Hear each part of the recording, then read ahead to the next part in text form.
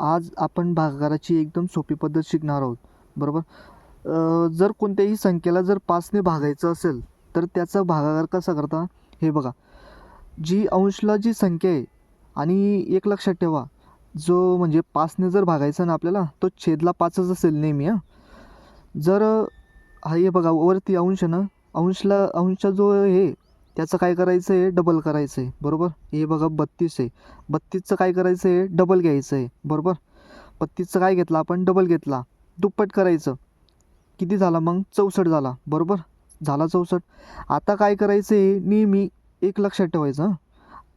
एक संख्येनंतर एक अंकानंतर काय द्यायचा, पॉईंट द्यायचा आहे आपल्याला, बरोबर. नेहमी लक्षात ठेवायचं. काय करायचं आहे, 32चा दुप्पट घ्यायचा. 32 म्हणजे वरती जी पण संख्या असेल तिचं काय करायचं आहे, दुप्पट करायची आहे. आणि दुप्पट केल्यानंतर काय करायचं आहे, एक अंकेनंतर काय द्यायचं आहे, पॉईंट द्यायचा आहे, बरोबर. आता इथं बघा 325 आहे. आपण काय करतो, जर कोणत्याही संख्येला जर 5ने भागायचं असेल तर आपण काय करतो, वरची जी संख्या आहे तिची काय करतो आपण, दुप्पट करतो, बरोबर. 325ची दुप्पट काय झाली, 650 झाली, बरोबर. 650 झाली ना. मग आता काय करायचं आहे आपल्याला, एक संख्येनंतर पॉईंट द्यायचा आहे. पॉईंट कुठून द्यायचा आहे, इकडनं द्यायचा, बरोबर. इकडून घ्यायचं पॉईंट, बरोबर. इकडून एक संख्येनंतर पॉईंट द्यायचा, बरोबर. दिला मी. इथं पूर्ण संख्या काय होती, 650 होती.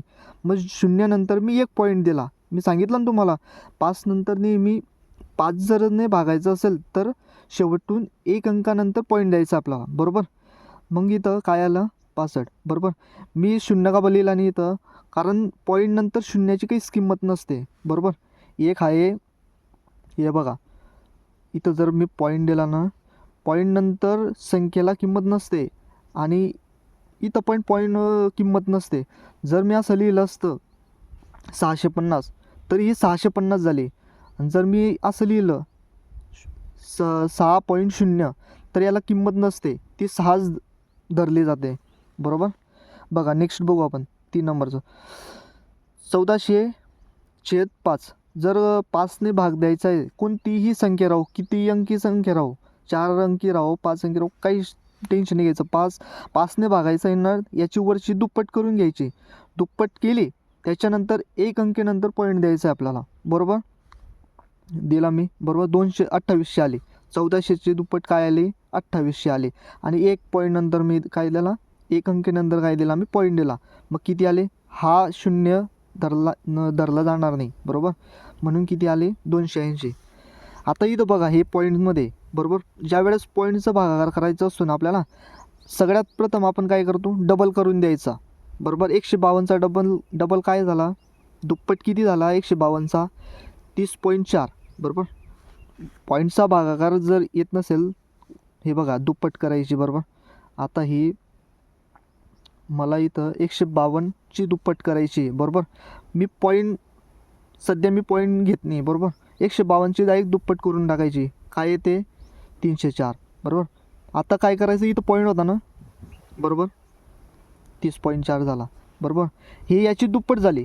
आपण जी केली नाही, ही जी केली आपण, ही किती झाली, दुप्पट झाली फक्त. आता आपल्याला पॉईंट द्यायचा आहे, खाली 5ने भागतोय ना आपण, म्हणून आपल्याला पॉईंट द्यायचा आहे. मग आता काय करायचं, इथं ऑलरेडी पॉईंट आहे. मग आता काय करायचं, एक पॉईंट शिफ्ट करायचा आपण, बरोबर. शिफ्ट करायचं म्हणजे पुढे घ्यायचा, बरोबर. घेतला आपण, बरोबर. 3.04, बरोबर. हे बघा काय करायचं आहे, अशी जर पॉईंट असेल, इथं वरती पॉईंट होतं का, नव्हतं, बरोबर. इथं आता पॉईंट आहे. पॉईंटचं पहिले दुप्पट करून घ्यायची आपण, सिंपल दुप्पट करून घ्यायची. मी काय केली, दुप्पट करून घेतली. 152ची दुप्पट काय झाली, 304 झाली, बरोबर. 304, पण हा पॉईंट होता ना इथं, म्हणून मी हा पॉईंट लिहिला, बरोबर. मग आता आपला एक पॉईंट राहिलेला आहे, 5चा एक पॉईंट राहिलेला आहे ना. ज्यास आपण कोणत्याही संख्येला जर 5ने भागतो तर त्याला एक पॉईंट द्यावा लागतो. म्हणून इथं ऑलरेडी पॉईंट आहे, पण आपल्याला एक पॉईंट नेक्स्टला सरकवायचं आहे, बरोबर. म्हणून आपण काय केलं, इथं पॉईंट दिला. काय उत्तर आलं मग, 3.4. ओके, समजलं.